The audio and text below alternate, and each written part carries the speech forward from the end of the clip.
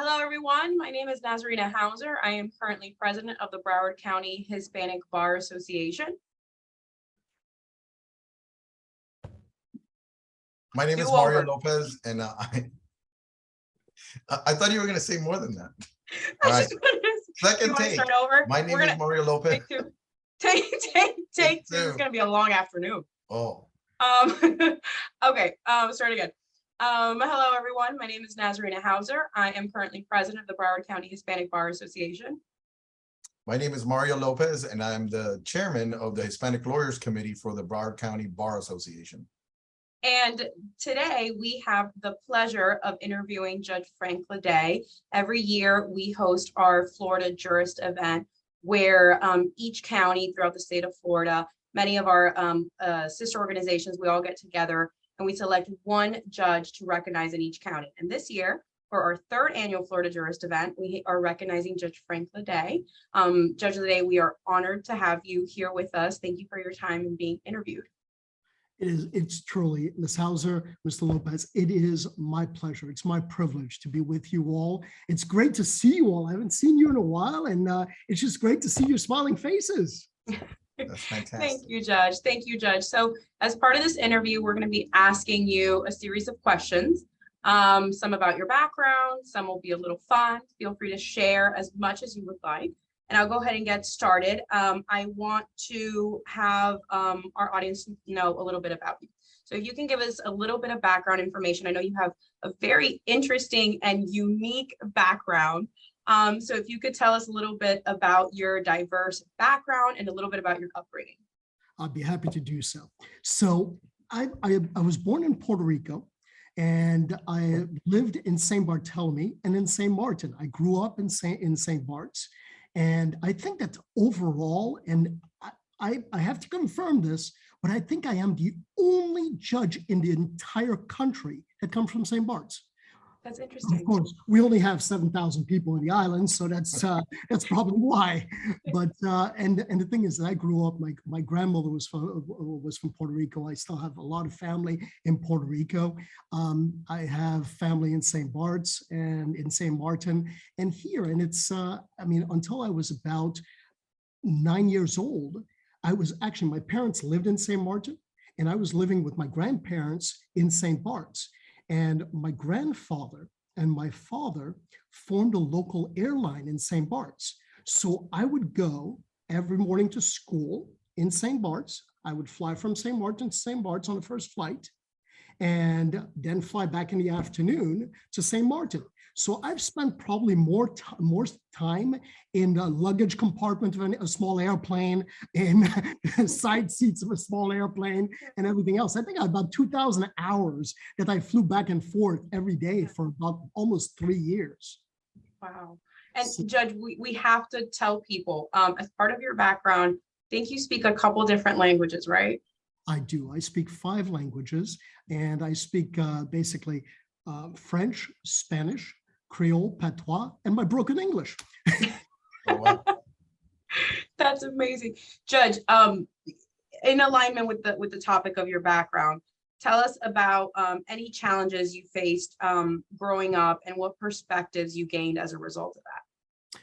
So one of the things that people may not know about me is that I came here in 1976 to Florida. I was 11 years old. And because schools there weren't that many great schools or good schools in the islands, my parents decided that it was a good idea to send me up here to military school. And at 11 years old, I ended up going to Florida Air Academy here in Plantation off of Sunrise Boulevard. And I spent 3 years at Florida Air Academy, and it taught me a lot about life. It taught me independence. It taught me that in many ways, there's just little things that I still do today because of what I went through at Florida Air Academy and the education and living on campus. And it was October of last year, I attended a reunion of my middle school in Melbourne, Florida, with other members of Florida Air Academy. And some of the students, their wives were there, and they were all discussing what habits we all have and we all share. That must have been fun. It was, and the thing is that it was amazing. We had about 40 of us there, and we all have the exact same habits. And of course, our wives all look at us and go, these people are crazy, but we do that. And it was funny because one of the things that I do every morning, and I've done it since I was a boy, is I make my bed, and including hospital corners, and you can bounce literally a quarter off my bed. And I've done that every day since that time. That's discipline, wow. Judge. That's discipline. It's a little task that you accomplish, and it starts the day off. Now, granted, I wake up at about 5:30 every morning, if not earlier, and I try to be in the courthouse by 7:30. So I'm an early bird, and I like to wake up everybody. So on the way to work, I usually try to wake up half my friends. Oh, good. Oh, good. By the way, Miss Hauser. I was thinking I'm gonna have my phone on silent. I did that. And then I went back to the islands for 10th and 11th grade. I graduated high school at 11th grade, came to Florida, did my undergrad at Barry University, my master's at Barry University, and my JD at Nova. And in the interim between that time, I was working in the islands. And I've had several different places. As you said, I'm a pilot. It's not a commercial pilot, I'm a recreational pilot, but I was a charter boat captain for many years.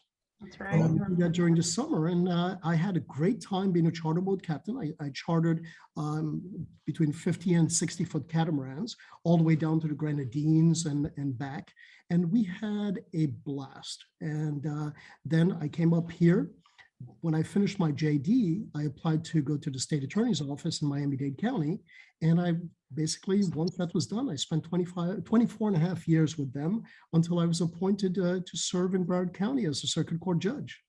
That's amazing. Judge, I'm going to ask you one last question before I hand it off to Mario on the next topic. But I think it's important for people to get to know as much of you and your life as possible. So tell us about your family. You have a son, right? I do. I'm incredibly proud of my son. My son is, he's 24. Matter of fact, he will be here tomorrow. So I am incredibly excited. Oh, that's exciting. Here tomorrow because I haven't seen him for the summer. And he literally graduated from American Heritage, went to Columbia, and then after that went to Harvard. So he is studying architecture. And he will be traveling to Arles in France very soon because he's doing a project in Arles with Harvard out there. And I'm incredibly proud of him because some of the designs that he's doing, I'm amazed. When he shows them to me, I have no frame of reference. And it's like he's showing me these designs, and there's just, I have 1,000 questions. And even after 1,000 questions, I still don't understand everything that he's doing. That's amazing. We're definitely a proud dad, and you mentioned him frequently, so that's amazing. My wife is from Trinidad, so and she's fantastic. She's we've been married now for 25 years. That's a long time. Congratulations. We dated for 16 years before that. So I keep telling her she chased me around and I had no further excuses. I had to get married. 16 years is long enough, Judge. You needed to put a ring on it. But she's fantastic. She really is. And we really, I can't tell you enough. I'm so proud of them. And I'm look forward to leaving here and going home, every day. And it's just been, I'm very, very proud of them. That's amazing. I'm happy for you, Judge. I'll hand it off over to Mario for the next section.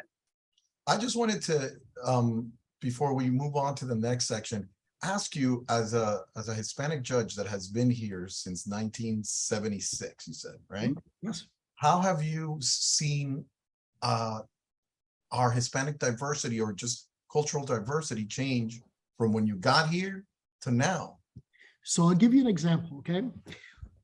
In 1976, there was nothing west of Pine Island Road. There was the K-pop tree. It was a restaurant. That's it, okay?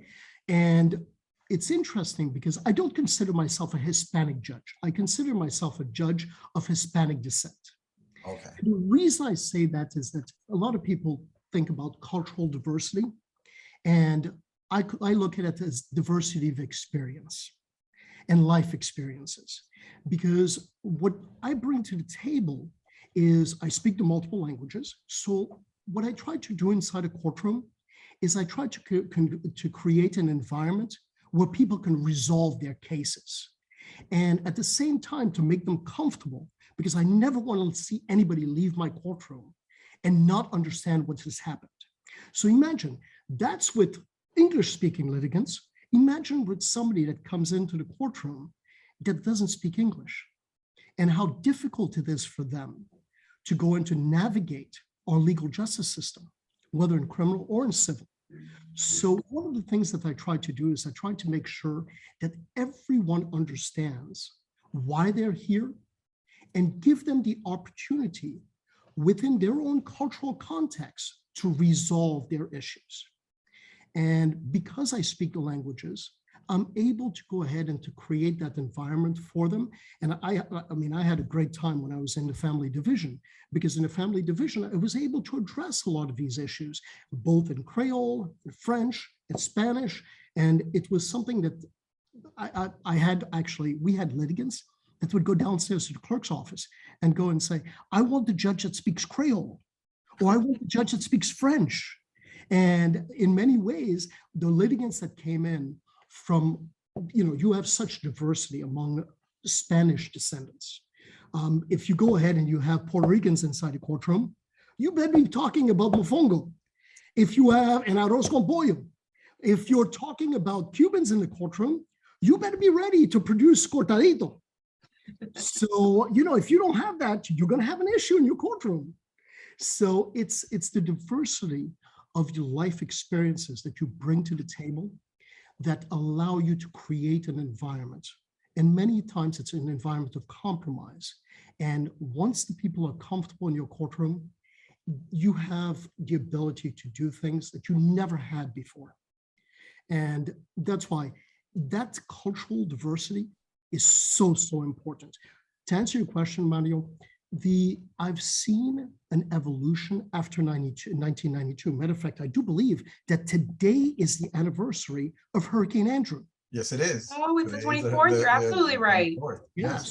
Yeah. And I saw after Hurricane Andrew, the disaster that it was, because I flew angel flights right after that. And I also drove down to places like Homestead. There were no road signs. There was nothing there. It was a war zone. And when you look at those areas, people fled from those areas and they relocated to Broward and to Palm Beach County, especially Broward County. And that was a moment where the dynamics changed so much. There was such a Latin influence that came into Broward County, partly because of that, and now partly because you have a huge Venezuelan population that has come into the county. And that has changed the dynamics of the cultural aspects of things. As a Puerto Rican, I can tell you that, the one thing that I learned from my grandmother, if I wanted to go and I wanted to have, a conversation with someone, talk about food, have a meal with them, sit down and talk to them over a meal. What you learn about them during that conversation is incredible. And like that, you can understand what they're going through. You can understand the cultural differences. And actually, they learn more about you that way as well. And they feel more comfortable with you. And that's incredibly important to have on the bench. So it's not only the cultural diversity, but it's the diversity of experience that people bring to the judiciary, and not only that, to our legal profession. So it's an incredible experience to have, and we've seen a lot of that. The development of the Latin community in Broward County has been an amazing, amazing thing that has changed the face of Broward County in many ways. How would you say, because, and that's interesting, because would you say that your contact, not only in Puerto Rico, but in St. Bart's and going back and being able to, to be outside the US, as they say, you know what I mean? And when you see litigants that come from outside the US in front of your courtroom, how would you, is that what you mean when you say that experience really, because it is outside the US, it's a little different. It's, different in this, not in a bad way, but it's just the way even we relate, like you said, cafecito, we take a siesta in the middle of the day if we want to, you know what I mean? And it's not a big deal. We're going to go work for 4 hours after in the afternoon. Is that something that you mean by that experience? Yes, I'll give you an example. A lot of people, when we talk about St. Bart's today, it's the land of the rich and famous. But people were not there when I grew up in St. Bart's, okay? In the 1970s and even into the 1980s, it was a very poor area. I remember my grandmother trading sugar and coffee and flour for different types of fruits and meats, trading, bartering. And when you tell that to somebody, no, that's not possible because, it's the land of rich and famous. No, it was very possible to do that. It was actually it happened. I saw it happen. And I saw pioneers, people that had very little education. My grandfather never went to college. I was the first one in my family to go to college. And when you look at that, but yet they had the vision and they had the entrepreneurship to start a local airline, which today still flies. Wow. And is still the national airline of the island. And when you see that, you can think of how they opened up the Caribbean. He was a merchant mariner. Wow. He started with 1 boat. By the time that he finished, he had 4 boats.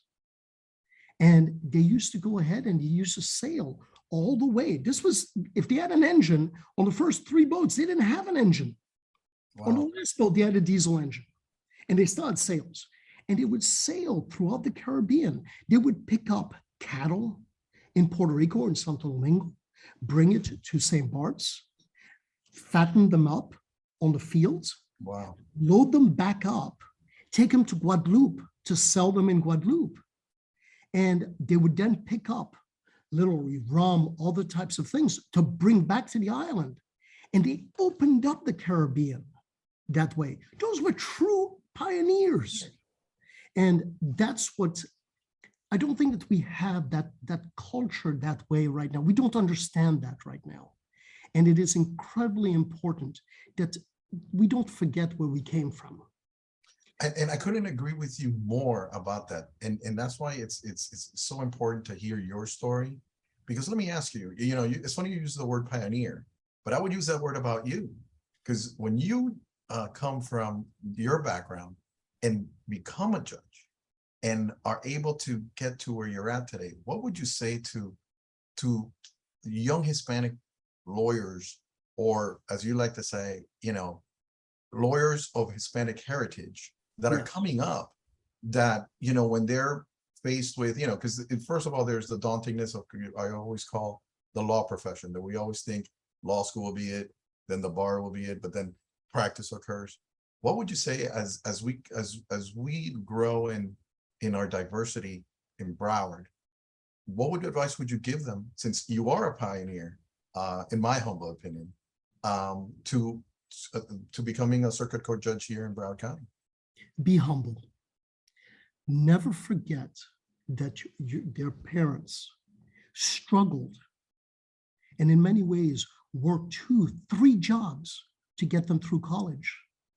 In many situations, they didn't speak the language. They came here maybe one at a time from Cuba, from other places, and they struggled to make a living. And then they struggled to pay for college, to pay for school, to push their children through it. Never, ever forget where you came from and pay that forward. Because as a judge, I can tell you the most valuable thing that I have, the most valuable asset I have is time. And how I share that time with the litigants is even more important. I'll give you an example. One of the proudest things that I've done in my life was being a commissioner for the South Broward Hospital District, for the Memorial Healthcare System. Not a paid situation, and I did it for 2.5 years. I had no idea about healthcare, none, when I was appointed to the board. But I was appointed because I had experience in dealing with mass casualty incidents. And the Orlando issue had just happened. And they wanted somebody on the board that had the ability to stress test in many ways, or at least to bring that experience to the commission. Wow. And one of the things that I did is that, I can't resist it. I went to every single hospital, walked through the hospital, met the patients, met the doctors, met the nurses, met the security guards, met the intake folks. And I was amazed by something.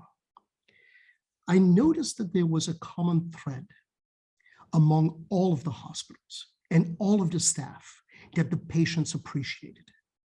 They took the time, even if it took them one more minute, to explain something to a scared patient. Because truly, they go there and they face the same things that we face in court. Many of them don't speak the language. And they took the time to explain what they were going to go through, and it relaxed them, and it made the experience one where rehabilitation was a lot easier. The procedures going through were a lot easier. And that is something that I was amazed at the success that brought to everyone. And I tried to implement that in every day in my courtroom, because it makes such a difference if somebody knows that you are one, listening, not just hearing them, but listening to them, that you are observing. It is much more important to not talk as much and listen a lot more, because then you understand the little things that make a difference.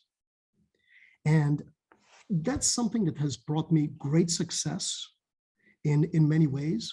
And that was one of the greatest types of services that I could do, because for me, I enjoy that. I learned so much about that. You got to remember, I come from a background of law enforcement. I was the head of the gang unit for the Miami-Dade State Attorney's Office.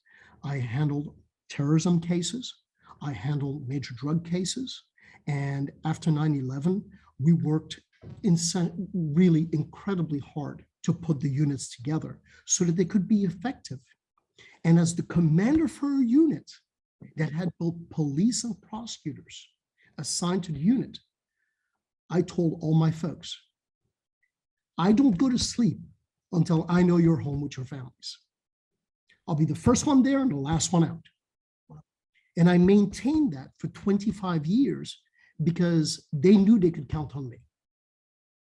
And that is something that I'm incredibly proud of.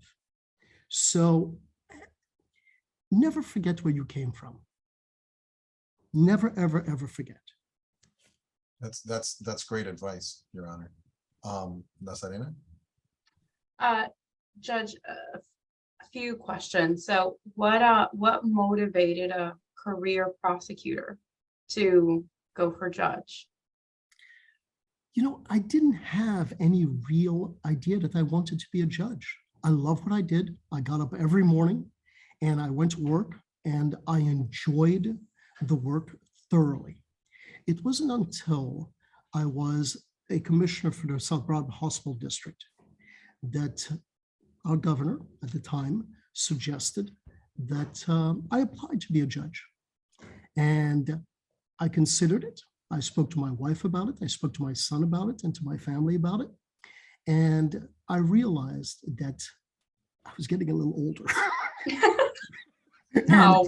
It was a good time to do that.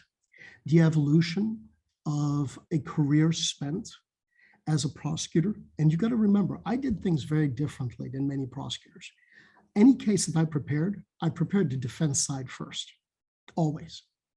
Smart. Because that is, if you anticipate what can be raised against you, you're going to be able to have a reasonable response to it. And I at that point, I went ahead and I applied. I was literally lucky enough that they went and they considered me a candidate, and I was appointed in December 2018. And since then, I had the pleasure of serving as a circuit judge in the foreclosure division. And then I continued to work in the family law division. And I did 2.5 years there. And I have maybe a very different way of doing things, but I didn't have any experience in the family. And one of the things I did is I went and I asked the lawyers, please educate me. Yeah. I'm a blank slate. I will read everything you send me.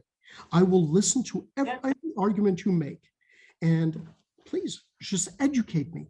And the family law lawyers were just like the foreclosure lawyers. We're incredibly good with me. And I will never forget the experience and the candor with which they treated me and the respect with which they treated me. And I was incredibly grateful for the time that they gave me, because I knew that they were contributing their time to educating me, to making me a better lawyer, a better judge, and in many ways, a better person. And Judge, we miss you. I can attest to that. You really did read everything. I mean, every single motion, every memorandum of law, everything we sent your way before the hearing, it was, I read it. Let's go. What else you got? So we appreciated you in family, and we miss you a lot, Judge. We miss you. It's funny, you touch on two things that I think all young lawyers and lawyers generally should practice in lawyering 101, which is know your defenses first, preparation. And the last thing is sometimes you have to, but educate the judge, because sometimes, you know, your motion only, the writing that only takes you so far, you know, and now you get to speak to the judge and really enhance what you've written, you know. So those are fantastic points to anyone that, you know, that practices. What would you say was a role model for you? Because I'm kind of interested that, you know, like you said, you come from a, you know, and I realize that the incident or your experience at the Broward board, Broward Health Board, changed you from a criminal, or background in criminal, to now become a judge, which is, you know, an arbiter of justice, for lack of a better description. But, you know, and like you said, and it's interesting to see your role, not just be, you know, it's one thing to administer law, but to educate. How did that come about? I think it's more of a situation where when you have an opportunity to do something that you haven't done before, don't be afraid of it. Take advantage of it and take an active participation. You know, I look at it this way, and I encourage every single young lawyer to join the bar organizations. It's not just because there's great activities, there's truly great training and that type of thing, but it's more important, the interaction with the senior lawyers, the mentors that you can speak to, the experiences that you can learn from their experiences. And it was an opportunity to go ahead and to serve in another way. I take great pride. I mean, in 2 years, I will have served 30 years to the people of the state of Florida. For me, that's incredibly proud. I'm incredibly proud of that, because I know I've made a difference. And I encourage the young lawyers to do that. Don't get bogged down by, you know, I need to write a resume, I need to have this as my reference and that type of thing. Be yourself. Walk in, prepare. And when you walk in, don't be afraid to make a mistake. No one's going to yell at you. Well, I'm not sure whether no one, but I can tell you, I'm not going to yell at you. And I take young lawyers, and my job is to create an environment where young lawyers can actually practice law. And I sit back, I have great public defenders and great assistant state attorneys. And I keep telling them, at the end of the day, you may be advocates for your client, you may be staunch advocates for your positions, and you may argue the law, you may argue the facts, be passionate about what you do. When you're in front of jury, you are an artist. You are a lawyer. when you walk out of the courtroom, you shake hands with your colleagues and you walk out as friends and you respect each other and you learn from each other. And that is something that in many ways we lose in law school, because there you're taught the Socratic method. And the Socratic method, I can tell you, never worked for me, and in many ways doesn't work for the young lawyers. And I tried to create a different environment. And I see the young lawyers when their ability to learn is enhanced. You're not yelling at them, you're not making them feel bad, you're not challenging them in a negative way. You go ahead and you promote their skills, you enhance their skills. They sit down and they will ask you questions afterwards. Did I make a mistake?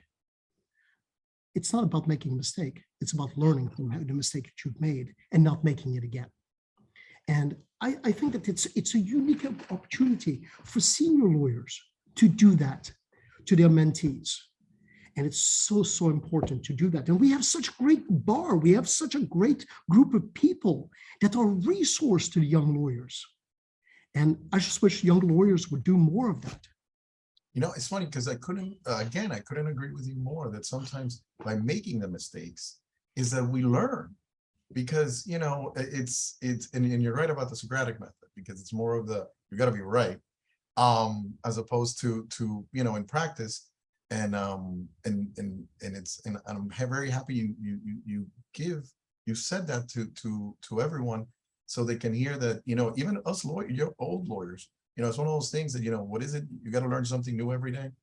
You're never too old to learn something new every day. And make it in the morning first. Yeah. and the other thing that really strikes me is that I'm glad you it's fear. Don't be afraid to try something different. Absolutely.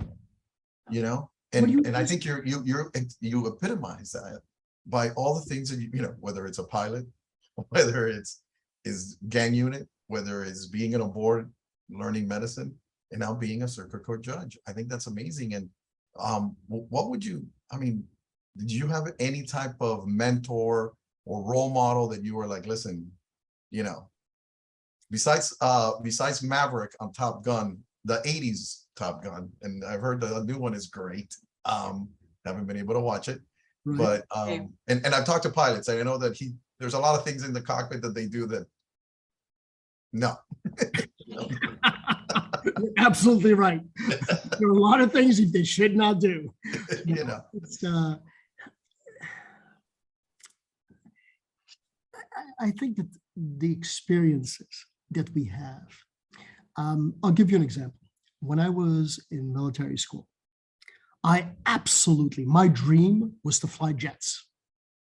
And when my mom told me, you know, you have to go back to the islands for 10th and 11th grade, because the school was relocating to Melbourne, and it was a disappointment for me because I wanted to fly jets. That's what I wanted to do. And even today, if somebody gave me the opportunity to do that, I'll tell you what, a case is going to get continued while I go and fly the jets. But it was a unique opportunity, and I didn't get to do that. And in many ways, I'm going to do it. I am going to fly either a jet or another type of airplane. But I had the opportunity about maybe 8-10 years ago to fly in a B-17 bomber. Oh, wow. Out of Fort Lauderdale. And the smell inside the aircraft, the fuel that was leaking, the smell of the exhaust, the broken, you know, torn up, seats, the canvas seats, and yet the majesty of getting an airplane like that into the air and flying over the city and being able to observe what some of our forefathers had to go through in WW2 was amazing. It was an amazing experience. And I was born literally 20 years too late. Wow. 30 years too late, because I would have loved to go ahead and to fly jets and to serve my country in the military. And you never know, one day I may get to do it. Yes, you may. I mean, with the amazing life you've had, I'm sure it's still possible. Anything. You want to start some fun questions? Yeah, absolutely. I Yeah. thought these were fun questions. Yes, these have been fun questions. You want to start it or do I start it? There's one I want to ask because I love playing this game. I love time machine games. So Judge, if you had a time machine, and you can go at any time and have dinner, who would it be with? Okay, so let me preface this by the fact that my favorite book is The Old Man and the Sea. Oh, wow. By Ernest Hemingway. I read that as a boy, and I probably read it now about 10 times. And when I was a boy, I was amazed. That was the most fascinating story. And if I had a choice today, I would love to walk down to the Keys in Key West, or be on the docks in Bimini, meet up with Ernest Hemingway, get on board on the Pilar, and go fish. Wow. That would be a dream come true. And the book highlights the struggle of one man against all odds. And in many ways, it reminds me of my grandfather, because I know what he went through. And that would be the perfect person for me to do that. That would be an ideal fishing trip. That's awesome, Judge. I love how you had that at the tip of your tongue. You were ready for it. You're waiting on that time machine. I love it. Mario, I'll give you the next one. Okay. If someone were to play you in a movie, any actor, any age, and if it's a little older, just remind some of our younger audience members, who that person is, because, it's like with WW2. I'm glad you finally said it's a WW2 bomber that you were flying. It's now the bombers are jets. Who would it be? And for me, it's why would you pick that actor or, to portray you? So let me give you a little bit of background, all right? In the islands, we did not have TV for more than 2 hours a night, and it was usually a Monday and a Wednesday night, okay? There would be shows at the time. It would be the World Wide World of Sports, and it would be wrestling. And then you would have, as it progressed a little bit, shows like the Rat Patrol, Hogan's Heroes, those type of things. But it was very limited in what we have. And we had Saturday. We had Saturday morning from about 10 in the morning to 1 in the afternoon. And then we get the wonderful striped lines across the TV. It wasn't until I came up here and I saw, we would go and we'd sit all together at military school, and we would watch, Baba Black Sheep, the Black Sheep Squadron. And we would all be glued to the TV. You literally had, about 80 of us in Sea Barracks that were glued to the TV. And then I went ahead, and if I had to choose one actor, it would be Al Pacino. Oh, wow. Okay, and it would be Al Pacino because of his portrayal of Michael in The Godfather. And I found that particular movie was incredibly moving as a historical. He never forgot where he came from. And I think that's something that, it's a theme that has been consistent with me for so many years, that's the person I would say I would love to have play. Wow, that is an amazing actor. And that is a role that, his defining role, to put him in the map. I mean, he's been an actor from that. Naz, that's a great actor, by the way. It's a great answer. I love that. Yeah. Judge, we literally could sit here for the rest of the day and just talk to you. I'm going to, once again, thank you for your time, for joining us in the interview. We're so honored to be able to feature you And we are going to be honoring you on September 15th, live at the PCBA Center. And that is going to be a very exciting evening. And I want to thank my co-host, Mario, for joining I us. have one more question then. You have one more? I have one more.